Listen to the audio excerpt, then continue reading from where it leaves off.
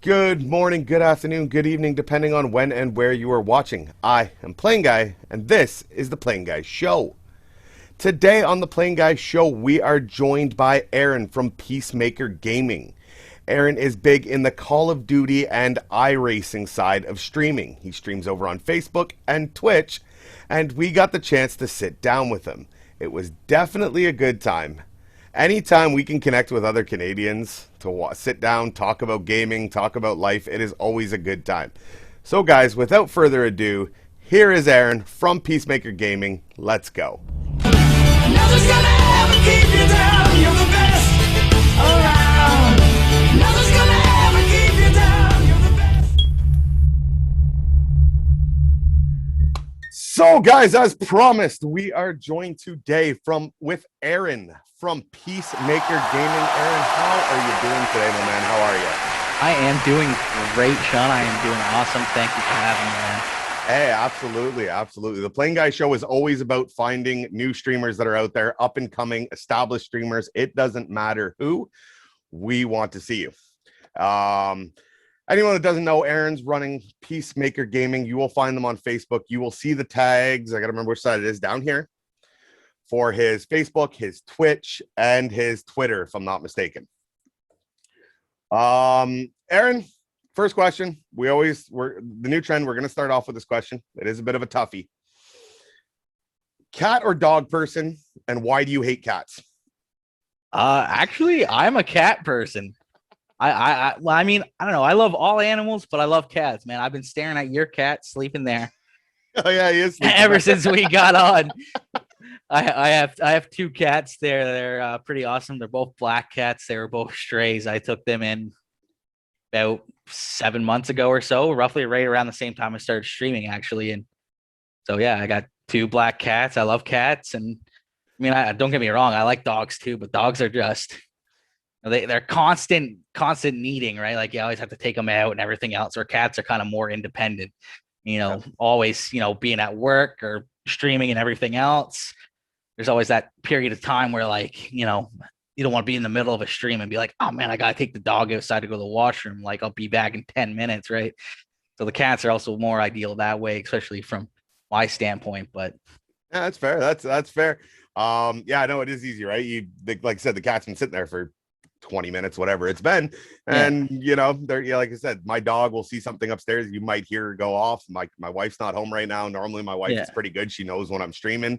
She keeps the dog in check, but oh man, it's definitely more work. Definitely. We were out this morning at 9 o'clock to go to a riverbed to go run the dog and have some fun. You can't, the cat, I could just leave it there all day and it's happy. Fill its bowl every once in a while. Exactly. Throw a mouse or something. We're good. Yeah, exactly. Good. Yeah. PeaceMaker Gaming. I'm really curious. Where did that name originate? I've seen you've had some couple logos, you've done a couple changes, but you've always kept that PeaceMaker Gaming. What is the story on that? I mean, I don't know. The story kind of on it is, I'm really about, kind of keeping the peace. I like to kind of always be friendly and outgoing and kind of keep people's, I don't even know what you want to call synergy kind of up, so it's like, I like to keep the peace, and I like to make people happy, and I like to make people feel comfortable and enjoy the moment that they're in. Right. So I like that outreach and everything else of, just trying to keep the peace and make sure that people are peaceful and that they're, happy inside and outside, and, try to keep that same sort of energy around so that people are always happy, because I love being happy and I love making other people happy. So that's kind of where I got the name from, and obviously Peacemaker around here is a big name as well, or whatever, with some of the stores around here, but it's kind of just a name that's always kind of stuck with me and a thing that I've always wanted to do. So that's kind of where the name comes from.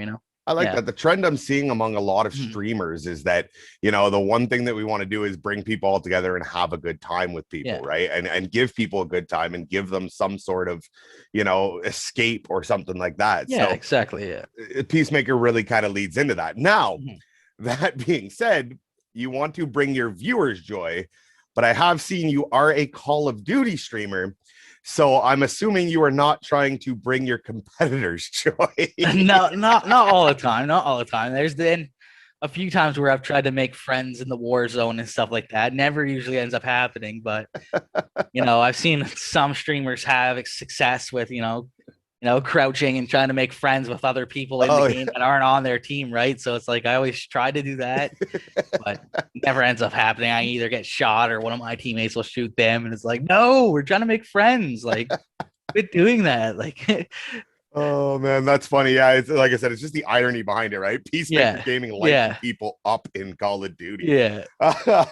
So, was Call of Duty the game that you got started? Like, where did you start in streaming? What was your first game? What do you remember from your first stream? First stream was definitely a lot of bugs, everything else, but it was definitely Call of Duty. I never really played like the battle royale stuff before, kind of deal, like what Warzone is. So when I even first started playing that, I had no clue what I was doing. I played with my buddy or whatever, that one of my best friends for a long time. Mm-hmm. We were playing together, and it was we were running duo trios. We had no clue what we were doing. So like we didn't have loadouts. We didn't really understand any of the strategy or anything else. So at that point in time, that's when I started really getting into streaming as a viewer standpoint. I started watching a lot of other streamers and everything else. And I was like, they kind of drew me into it where I wanted to, start streaming myself, right? Because I was like, I could see what they were doing. And I was like, man, that's awesome. And then, slowly progressed. I learned, some good strategies and, the loadouts and everything else. And then, just slowly progressed. I think when I first started, it was him and I playing. I had like a 0.6 KD, and it was absolute garbage. I was like, man, I'm way better than this. But like every time we get in a gunfight, I'm just dying because I have no clue what I'm doing, right? Like, but now it's it's gone way up and everything else, and I'm winning a lot and everything else. I mean, not as much as I would like, but so I mean, that was kind of definitely like the first stream and everything else. Call of Duty was definitely what I wanted to get into when I first started streaming, and obviously iRacing became a big thing as well. But yeah, no, it was definitely Warzone, the whole Call of Duty scene and everything else. Just such a big community, especially over COVID and everything else. There's so many people just, really nothing better to do. And I mean, there was always people wanting to watch or have that enjoyment of watching someone play. And, I wanted to jump onto that and try to, brighten people's day, and the same time highlight some of my skills that I've learned and everything else. Yeah. Well, you've definitely done a good job of that. Like I said, I came across you randomly. I don't remember how I came across you. I'm thinking it was the iRacing, because I was big into the GT sport. I was looking at getting into iRacing. I still haven't tried. I want to. I realized, I play a lot of GT sport and F1. Those were my go-to racing games. My cousin and I, we loved them. We played hours and hours and seasons and everything else. Nice. And then I got the Tony Stewart dirt game. Tony Stewart, not the sprint car one, the new one he just let out. Yeah, the late models and modifieds. Yeah. And I went, man, I love dirt tracks. I go to dirt tracks every chance I get. The town I come from, we had a dirt track. We ran every Sunday night. Nearby to both of us, they run Saturday nights. I realized I couldn't drive those goddamn things. I went, I'm so used to an F1 car or a GT3 car where you got to drive it through the corner, your apex, and then I'm trying to do this and workout, man, because you're going in, you're throwing the car and trying to hold it, and iRacing. It's tough. It's tough, man. It's tough. And iRacing, especially like Tony Stewart, that's a great game and everything else. I've had that. I think I have all my Xbox and stuff, but it's definitely a whole different feel to it once you jump into the iRacing, because not only does like your whole setup matter and everything else, but at the same time, the track conditions change and everything else. The longer you race, the more cars that are on there. Yeah. So it can switch from a really heavy track where you got a lot of traction to a really slick track where you're just slipping and sliding all over the place. So it really adds the real aspect to it. Yeah, right? Exactly. Yeah. Track, right? Exactly. Guys are constantly working on setups because it starts off as a wet heavy. It's sunny. you're running a ton of heats. That track starts to rubber up. It starts to get one line at the bottom. It's slick. Exactly. Yeah. Yeah. That's a nice part about the dirt racing is the track is always ever changing. And I've had this argument with people, and people will probably slam me for it. I do believe that like dirt track is a tough sport. But you know what I mean? It's probably a spectator tough sport. Oh yeah, definitely is. I mean, these guys put the work in and all that, but you know what I mean? They're amazing drivers. I still think F1 is the hardest driver in the world. Oh yeah, that's great. But dirt, you know what I mean? Yeah, I'd like to see an F1 guy go race dirt, and I'd love to see, one of our top, Stuart Friesen, who's up into NASCAR and that now, who's came out of dirt. I'd love to see him try and hop into an F1 car, right? Yeah. Oh yeah, just to see that. Yeah, exactly. The nice thing is we get to do it all on iRacing. Yeah, right? exactly. Like we have the option exactly. to do that. 100%.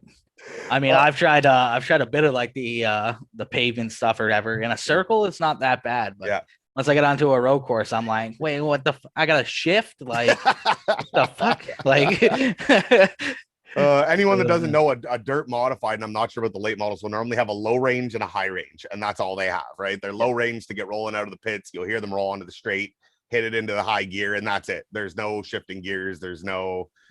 And then you get into street cars, GT3 cars, you go to tracks like Spa or something like that, and you're dropping 6 gears into a corner, up 3, down, and memorize. These guys have their corners and their gears memorized. Yeah.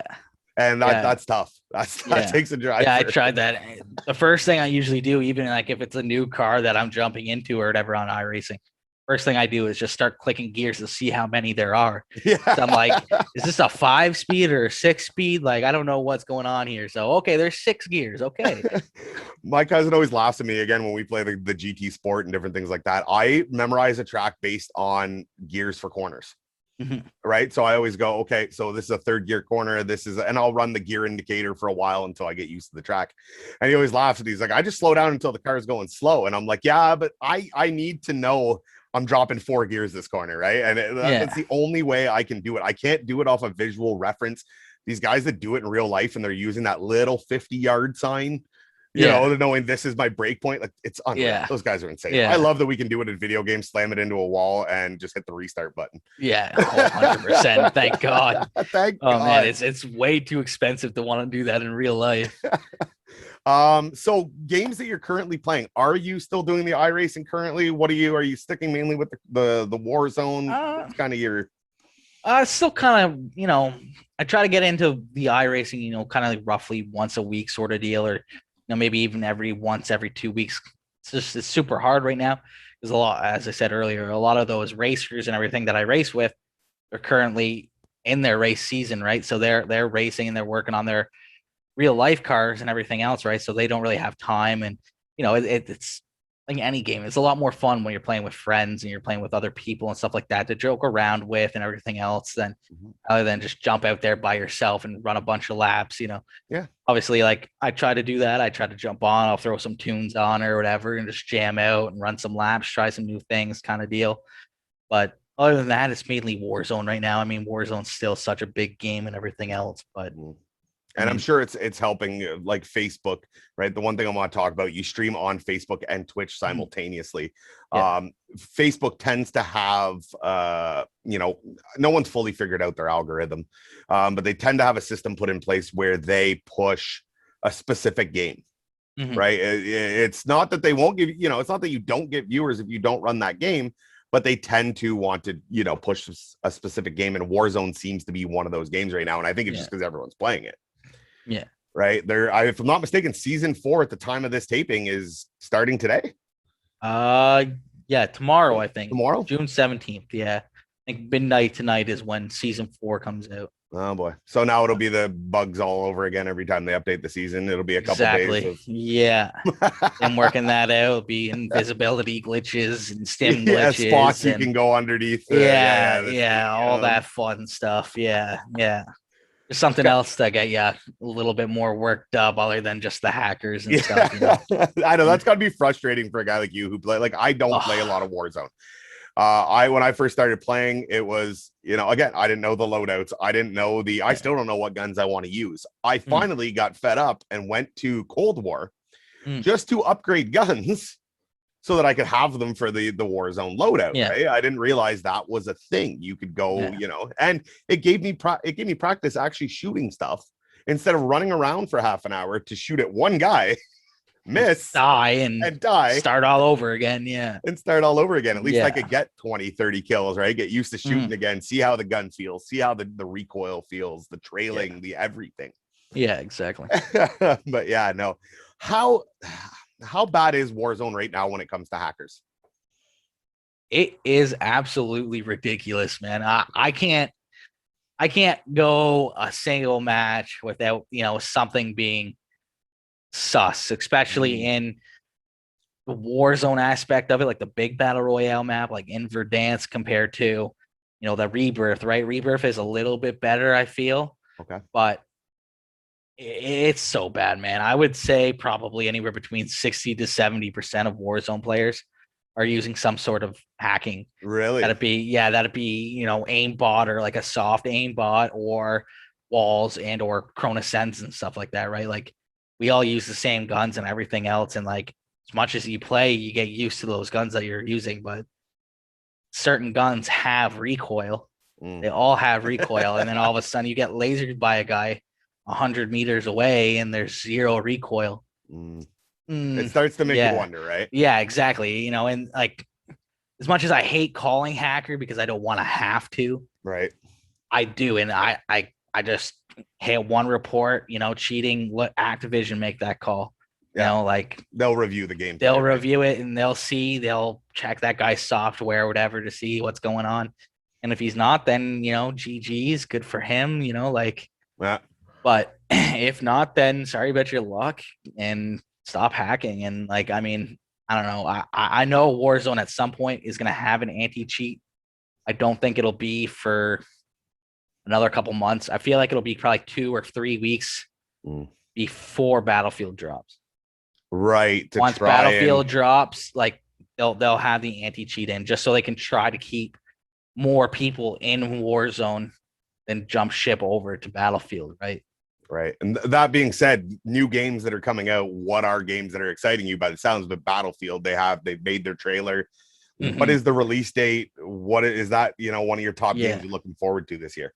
Definitely Battlefield. Battlefield was definitely one of the bigger games that I played. Like obviously, like when I first started playing video games growing up and everything else, like I was big into sports and racing and stuff like that. So obviously I played, you know, NHL and Madden and, you know, NASCAR, stuff like that. But I played a lot of Call of Duty and stuff growing up as well. But as soon as they kind of got into that whole double jumping, running on walls aspect of Infinite War. Yeah, in Infinite War, I think Black Ops 3 or Black Ops 4, they started doing it too. And I don't know, once that stuff started coming out, I kind of lost interest in it. I was like, you know, that's not really what the game is supposed to be, right? Like I don't know, some people probably liked it, but it wasn't for me. So I kind of quit playing Call of Duty at that point in time.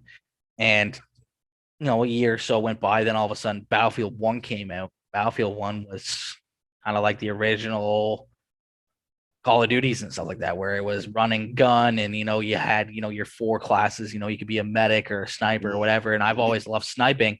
So boom, I played hundreds and hundreds of hours of Battlefield 1 and just sniping guys all over the place. And I absolutely love that. So even when Warzone first came out, everyone was obviously, you know, you got to use the, you know, the Car 98 or you got to use the HDR kind of deal because like it has such high bullet velocity and stuff like that. You basically just aim at the head and it's there. Where I was like, no, I like the AX50 because the AX50 has so much more bullet drop and everything else. And I had that same feel as like what Battlefield did. Right. So like the whole time that I've been playing Warzone, I've been still looking for that Battlefield feel, right? So I'm hoping Battlefield sticks to their guns and it's kind of just like that same engine kind of deal and get to play that same style again, in which case I'm definitely looking forward to that. And I really want Battlefield to just bury Call of Duty. Like, because like all the hackers and everything else. And like, did Battlefield ever have a problem with hackers?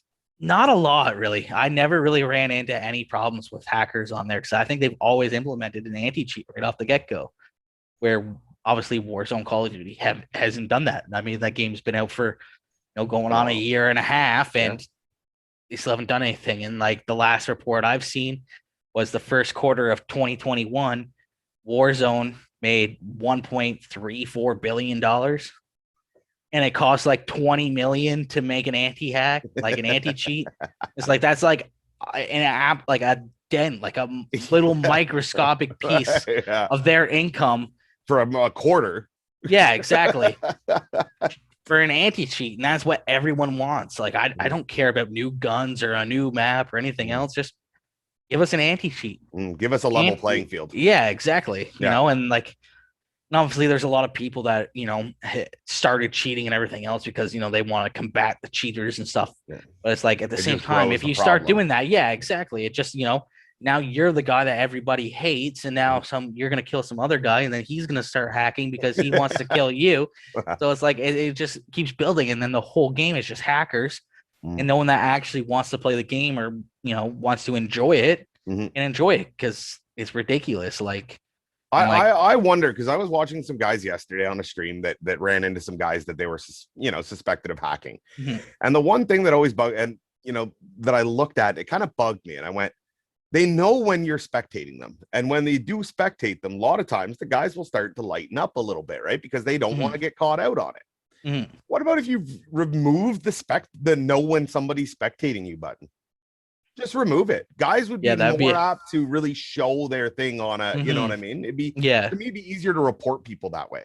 Yeah, probably. They kill you, I see feel you like that would definitely, yeah, exactly. Yeah, I definitely like that aspect too, you know, and like how hard would that be just to remove the little eye and the two people watching kind of emblem, right? Like get rid of that. But I mean, at the same time, like it's fun and it's funny when you do have people spectating you and you're like, hey, I got 5 people spectating me. Like they think I'm cheating. They're normally but like exactly. I'm not. Like and like I mean, there's a lot of stuff that I've done myself, like where like even when I hit the shot, I'm like, oh man, I'm getting called out on that one. Like fucking like I feel like there was no way that shot would have hit me, but like I just hit that guy. So it's like I mean it's funny at the same time, and then obviously it sucks at the same time because then they're gonna call you out or they're gonna report you, and it's like, you know, I'm legit. I'm not exactly. Like, you know, that's why like in my clan tag and stuff like that on Warzone stuff, I have Facebook GG. They can come into my chat. I don't care. I've had a few guys come in and it's like, you know, hey, you know, look, like you want to call me out, like I can show you my everything. Like I don't care. Like I'm literally using a plain Xbox controller. Like my favorite thing about Call of Duty, and the one thing they add in, and now because of how I run my setup when I play, no one hears my death comms because I'm not actually in game chat, but I love death comms. Oh yeah, it is one of the, you know, I've killed some guys and you hear them rage for about 3 seconds. Yeah, that's the best thing they put in. They better 100%. never remove that. Yeah, that's the best thing. I imagine you've had some where you snipe a guy, like I said, one of those shots you should have never heard, you know, hit him, and the guy, you just hear him lose his mind. Yeah. You talked about, so you used to play sports games back whenever you started gaming and everything, and it kind of makes me lead into the jersey you have hanging in the back. Now, before that, I want to ask you, what was the first hockey game you played? First hockey game I played, I want to say it was like a 1994 NHL on PlayStation 1.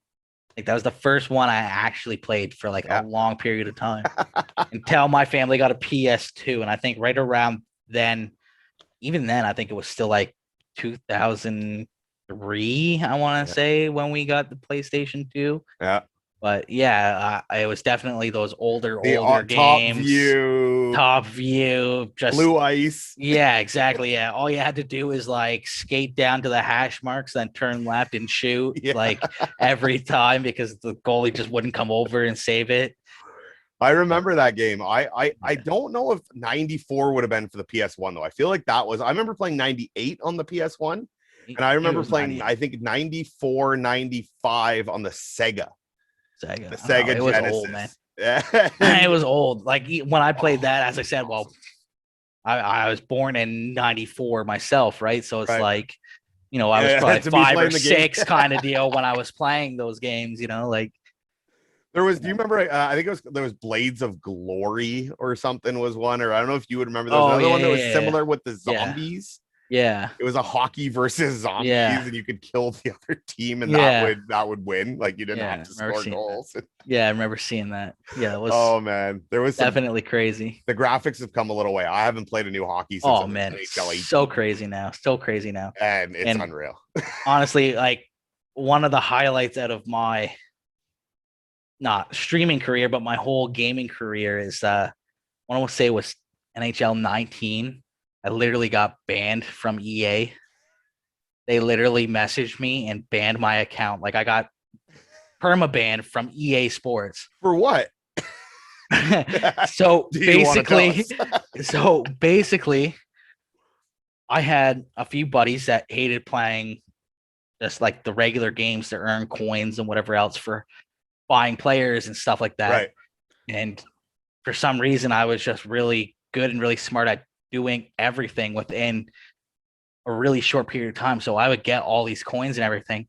And like for some, like, I don't know, I got really lucky. Like, I don't know, I'm really smart when it comes to like math and just like just how Right. like everything works. Right. So like I would watch marketplace and stuff like that. And, I would bid on something and buy something for a really Right. cheap amount. And then all of a sudden I'd resell it like an hour later Yeah. for a bunch more. So I was always making a lot more coins and everything else. So Right. when my buddies wanted a player or whatever else, they would, they'd either pay me or they would fucking offer me whatever for coins so that they could get these players, right? So then EA wasn't a fan. yeah, EA wasn't a fan. Like I even like had a conference meeting with them and stuff like that. And I was like, man, me and my buddies just play tournaments against each other.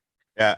And we put coins on the line instead of just bragging rights, right? So it Yeah. makes it worth something. They're like, no, we can't allow that. We can't allow that because like they would see me sell like a bronze player that's like a level 64 that's worth like 200 coins. Yeah. And I would, basically like one of my buddies would put that up for auction for $200,000. And then all of a sudden I would buy it for $200,000. And they're like, why are you buying this player? Yeah. For 100,000 times more than what it's worth, right? It was a way to transfer the coins. Yeah, exactly. Yeah. That's manipulating the system. I like it. Yeah, exactly. I like it. I found their loop, and like there was a bunch of other loopholes that I found in their game too. Just like certain little things that they had, like little like Christmas giveaway things kind of deal. So Right. like on my Xbox, I had 5 different accounts. So basically I had my primary account and then 4 other ones that I would just sign in daily and get the coins and the free stuff that they give you for your daily signing kind of deal, right? And then buy your cards off to transfer them. Exactly, Okay. exactly. But then they were also doing like the one year, I think it was like 2015. They had like a Christmas thing. I didn't get perma banned, but I got banned for like 3 weeks that year as well.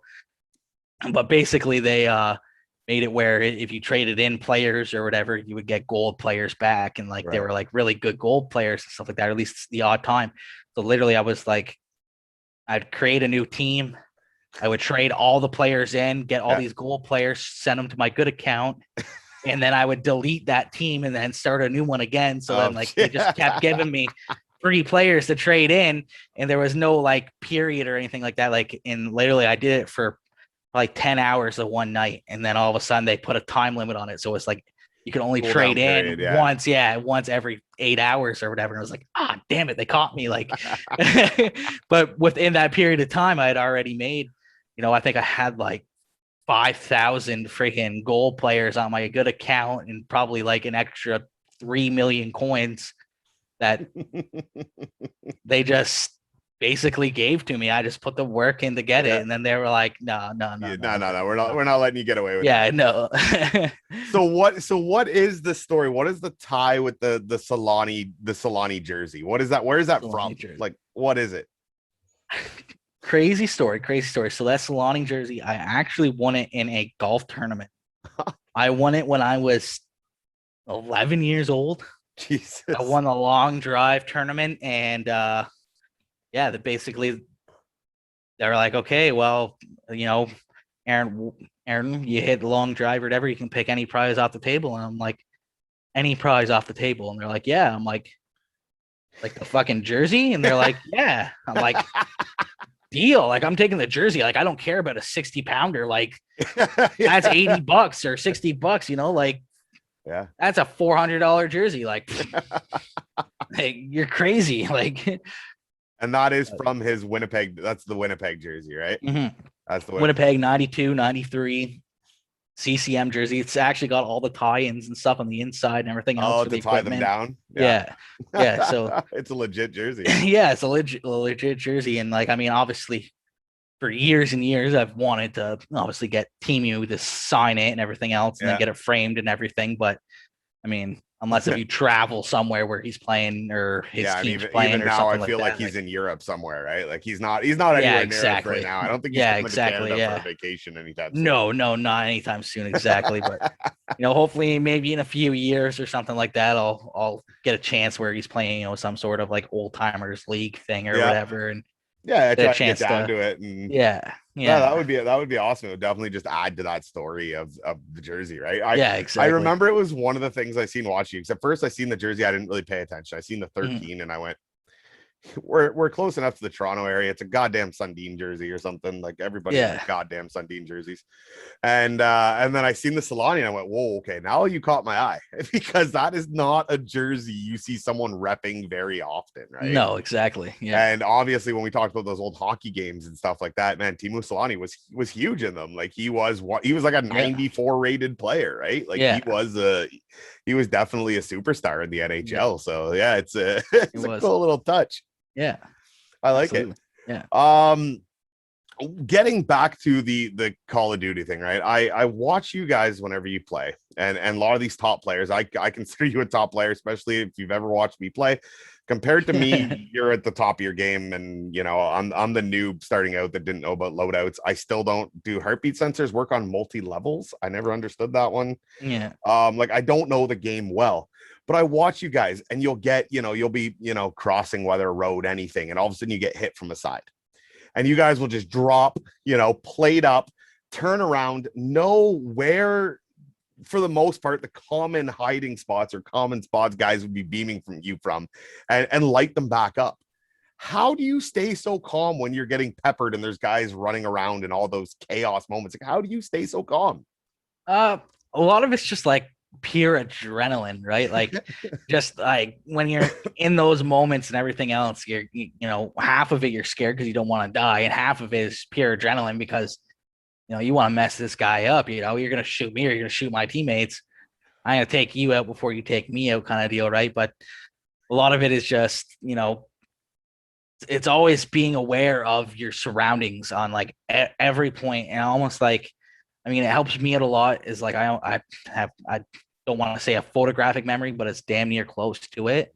So like every building and everything else that I go into, right? Like I remember how many staircases there are, like how many levels there are to it, or as you said, like the majority spots where they're hiding out, or like where Yeah, I would take that shot myself from, right. shoot me, right? So I kind of have at least a main idea of where that person's going to be, and you know you want to try to shoot back or shoot that guy as quickly as possible, right? So even sometimes you almost have to ego chow a guy, right? And not even played up, just Mm. fire and shoot, try to hit him so that he has to kind of lay down or back off and play it up himself before Give he you tries that to shoot second, you again. Yeah, right? exactly.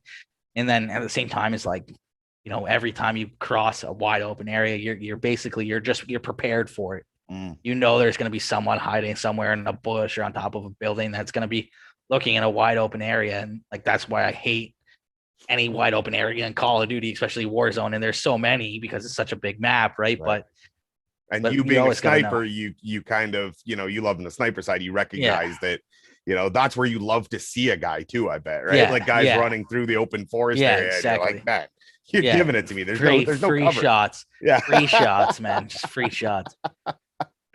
No, Oh man, that's awesome. That takes skill, and I think a lot of, it's a lot of playing that map too, right? yeah, Like the more you yeah, play, it was like in the old Call of Duty games before the battle royales, in the multiplayer, you knew the spots, yeah, right? You knew that. I hate playing a new map because like you'll get a guy just light me up, and it's like, yeah. where are you shooting me from? And then you realize, and you're like, oh man, that's the Oh go-to yeah, spot. I should have yeah, known to look there when I was running by. yeah, yeah. Right. No, even now, like that'd be Black Ops or Modern Warfare. If there's a new map or anything that comes out that I haven't played before, either I'll get a bunch of buddies together and we'll do like private matches and stuff like that to learn the maps, or I'll just jump into a game myself, just a custom game, and run around by myself and just figure everything out, right? Figure out Right. every spot, the different alleyways that you can look down from certain angles and stuff like that. So like that way, whenever you do play, you just kind of you remember where those spots are and where majority of the people are going to be hiding out or they're going to be running through kind of deal coming across, from each spawn sort of deal, right? And like the spawn points is another big thing that you gotta always remember When in spawns flip multiplayer. and Exactly. everything Yeah. else. And I Yeah. always hated playing on a team that my teammates would flip the spawn constantly because they'd push. And Yeah. it's like, because, yeah, okay, great. We pushed all the way back and now we're, you know what I Going the mean? other Half way. the guys Yeah. got our back to them already. Yeah. If we could just keep this front up, we're solid. Like, Yeah. stop trying to push it farther and Yeah. farther and farther, right? Let them walk into your bullets. I love when people Yeah. walk into my bullets. Yeah. No, that is awesome. So you've been streaming for 7 months. By the sounds of it, you have all kinds of plans to continue doing it for as long as you can continue doing it. What, other than Battlefield, what do you see as being a next game for you? Do you have anything in mind? Is there anything new coming out? Are you, where are you looking to go moving forward? I don't know.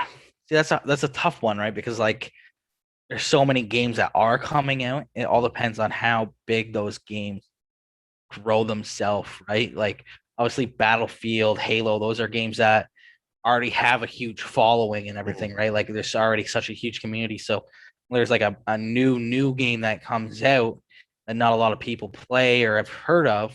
It's hard to reach those people because they're not looking for that game and they're not looking for streamers that play that game, right? So that aspect of it's definitely hard, but I'm definitely looking forward to obviously Battlefield. Battlefield's going to be huge. Halo as well. Halo's going to be big. I was never huge in Halo.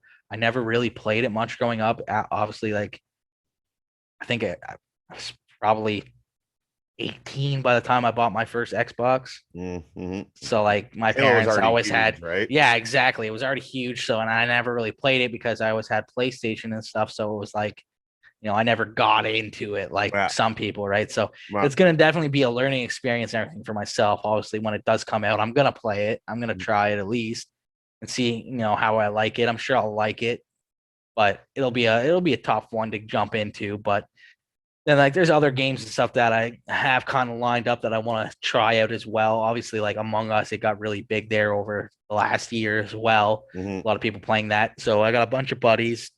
We're gonna try to play that as well for a night or two, and I'll have some good laughs, and have a couple drinks and just hang out and play a little bit of You'll have Among to let me Us. know. And You'll have to let me know when you do that. yeah, I've it's been gonna be looking fun. to get a group together where Yeah. you do it with the Discord. That is the Yeah, I remember exactly. watching Plain Toast. I think it's Plain Toast. I'm probably saying it wrong. Yeah, just Toast. Yeah, just Toast. Yes. And him, I mean, they did it with the group Yeah, with Discord. It just Valkyrie looks and like all the those guys, most. Pokemon. Yeah, it just looks like the Yeah. most fun way to play that game. You can't Yeah, can't exactly. do it without it. So Yeah. when you guys do set that up, let me know when that'll be. Oh, I'm heck definitely interested. Oh heck yeah. Okay, before we go, I'll give you a chance, anything that you want to say to anyone that's interested in checking out your stream, what time you stream, when you stream, drop your links, anyone you want to shout out to, anything like that. Here is your time to plug yourself all you can. Absolutely. I just really got to say thank you to any of my followers, any of my supporters and stuff like that. Everyone that, is helping me throughout my journey of trying to, reach my goals and, potentially my career in the future. I really want to give a big shout out to all of those people, everyone that's, been there from day one and so forth and so on, even any of the new followers, anyone that jumps into the PeaceMaker family, it means a lot to me. It's, it's heartwarming when I find new people and new followers and everything else, and don't be scared, jump in the chat, talk to me, everything else. Cause I want to learn who you are too, as well. Not only about how, you learn about me kind of deal, but I want to give a shout out to those guys and everything else. And I also want to give, a shout out to yourself for putting on an absolute awesome show. And I can see this taking off to a huge extent, like a lot of big things to happen here for you. I appreciate that. Especially with this. And, other than that, like, I mean, yeah, you can find me on Twitch. You can find me on Facebook. It's underneath of my face, I do believe. Yep. Yeah, you can find me on Facebook. You can find me on Twitch. You can find me on Twitter, Instagram, TikTok. I'm all over the place. If you just look up PeaceMaker Gaming, you're going to find me. You're going to see some of the highlights, photos of my loadouts and everything else. And don't ever be scared to, jump over onto my Facebook and shoot me a message. I'm always looking for new people to play with. It doesn't matter if you're good, if you're bad, whatever. It doesn't really matter. As long as you're fun to play with, I'm going to play with you, and I'll help you as much as possible to learn the game a little bit more, like learn the aspects of it and everything else. And or if there's new games that you'd like me to play, then shoot me a link to a video or anything else, and I'll check it out. And if it looks like a fun game or whatever else, then I have no problem spending $80 on a game that's going to be fun, and I'm going to play 100 hours playing it. That's money well spent compared to just buying food and then it's gone in 10 minutes. Yeah, exactly. But other than that, that's about it. That's perfect. Well, Aaron, I want to take the opportunity, Aaron from PeaceMaker Gaming, thank you for joining us for this. I think it was a blast. I love sitting down with you. And guys, I hope you enjoyed this. If you did, don't forget to hit that subscribe button. Don't forget to hit that like button. Head over to Aaron's gaming page, PeaceMaker Gaming. Find him there. Hit that follow. Get in his chat. He is an easy guy to get along with. I've watched him for a while, guys. I think you will truly enjoy him. So on behalf of myself, I am PlainGuy. He is, I always forget which way to point. He is Aaron from PeaceMaker Gaming. Thank you for coming out. We'll see you on the next one.